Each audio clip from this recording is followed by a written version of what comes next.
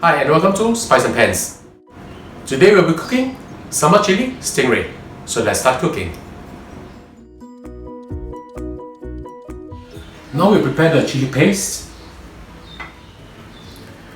This is 50 grams of dried shrimps which I've hydrated and soaked them in water for approximately 20 minutes. Reserve the water that you use to soak the dried shrimps in. We'll use that to make the chili paste in a while. So just put that into my magic mix processor. I'm just going to grind them for just a little while.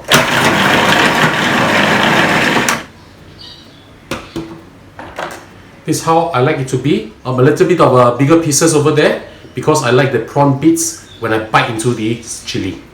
So now we'll just put this aside and we'll make the onion paste or shallot paste. Now we'll make the shallot paste. These 200 grams of small onion or shallots. Put them into your food processor.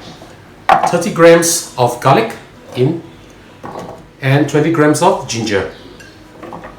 To make it easier to form a paste, I'm adding in a quarter cup of oil. So we'll close it and we'll mix this up and turn this into a paste.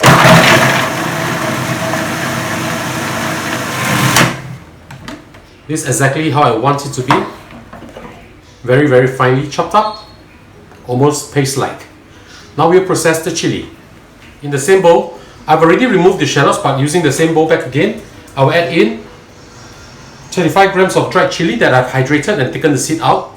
Put them in. Add in also 150 grams of fresh chili, as well as 4 stalks of lemongrass using only the white stalk. Put everything into.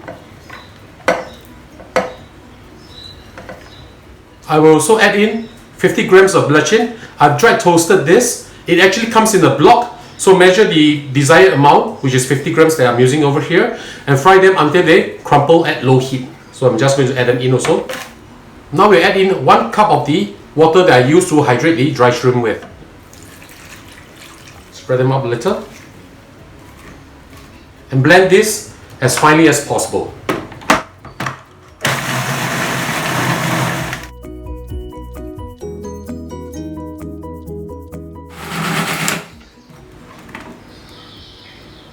Okay, so this is done. I'll show you how it looks like. The chili that I'm making is actually quite a fair bit because I like a lot of my dishes with this chili, so I'm making more. But of course, if you like it in smaller portion, you can always do it. But since it takes, quite a fair bit of time to prepare this, I would like to make it in big batches. Okay, so now we'll go and fry the chili. Heat up a pan at medium heat. We'll put in half a cup of oil. Now for frying chili, this is a must-have actually. You need oil to be inside there in order to make the chili paste fragrant. First we'll fry the shallot paste until fragrant. Put them in. Remember, always fry your chili paste at medium or low heat, never at high heat, because you don't want to burn them. Fry them until you can smell the fragrance that's coming out from here. It will take approximately around 5 to 8 minutes. Once you see oil flowing in the center of this shallot or onion paste, it's time to add in the chili. Now this is pretty spicy because I use a lot of dried chili. If you don't like too spicy, you can always reduce the amount of dried chili over here. We'll add in the dried shrimps now. This is very good for making barbecue fish, eating on its own as a condiment for other dishes, and any kind of seafood they want to fry chili with. Mix them up well and stir them. This will take approximately about 20 minutes, 25 to maybe 30 minutes. This chili is very versatile. You can even use this chili paste for chili crab by adding in ketchup, breaking in an egg. It will be fantastic. Now when your chili is dry like this, it's almost done. We just need to add in sugar. There's no need to add in any more salt because the bluecheon that we use, the dried shrimp that we use are all salty. So give it a taste first. If it's salty enough, then you don't have to add in any more salt. But do add in some sugar. We need to balance up the taste. So I'm adding in 2 teaspoons of sugar. Now if you like a little bit of chili oil inside your chili, by all means add in a little bit more oil. If you like dry like this, you can actually place a little bit of this on your steamed rice, mix them up well, and it tastes really good too. So you just need to mix this up.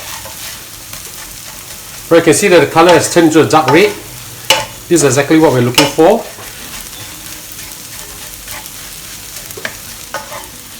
Give it one last taste before you take it out of the pan. Yummy.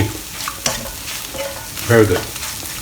Okay, so we'll take this out from the pan and leave it to cool before we use what we want to use and keep the rest. So now it's time to prepare the fish for the oven. I prepared a piece of aluminum foil, a piece of baking paper, as well as a piece of banana leaf over here. The banana leaf is to give it the additional fragrance that will be absorbed by the fish. There are two ways that you can use to prepare the leaves. One is to slow roast it over fire for about 10 seconds per side. Make sure you move them around like this.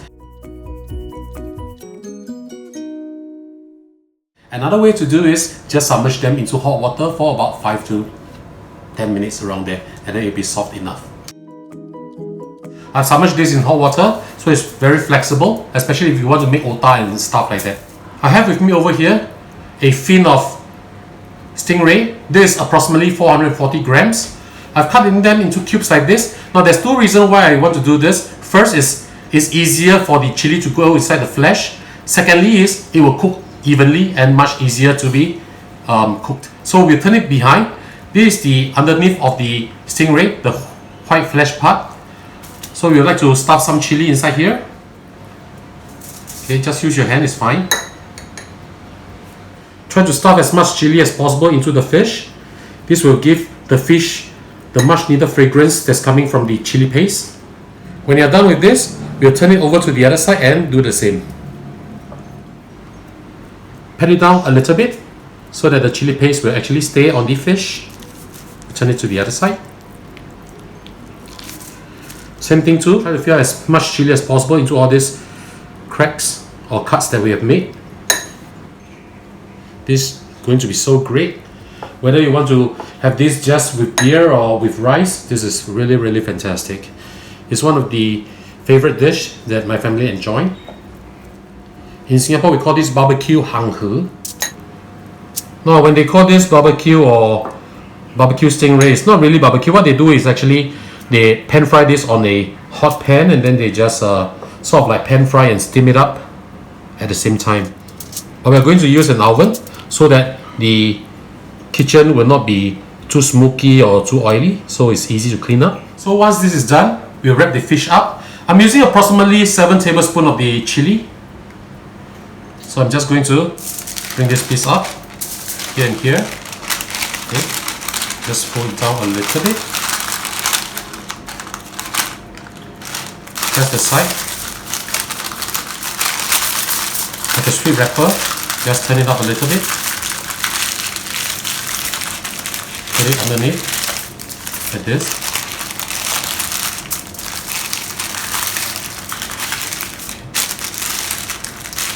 Something like this will be good. And the aluminum foil is actually to keep this wrapping in place. Same thing. You just slowly fold it down. Like this. Press down to both sides. Just roll it back. If you want to use this during your barbecue party, you can also wrap it like this and just put it on open flame. But do turn it over frequently, otherwise you might burn just the side of it. So once this is done, we'll pop this into the oven. I've heated up the oven. I'm going to put this in the oven for 20 minutes at 200 degrees Celsius.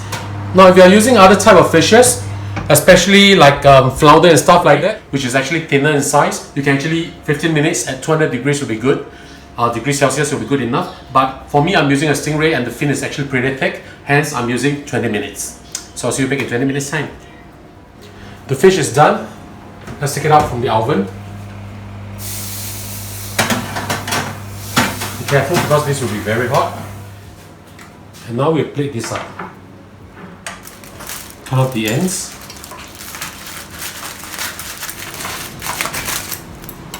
It's a little bit hot, so be careful.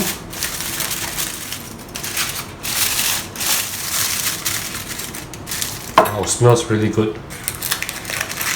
Cut off the ends.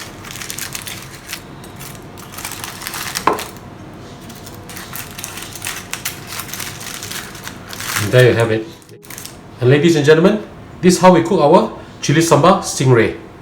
I hope you like our video. Do click like on our video and do subscribe to our channel. Thank you for watching.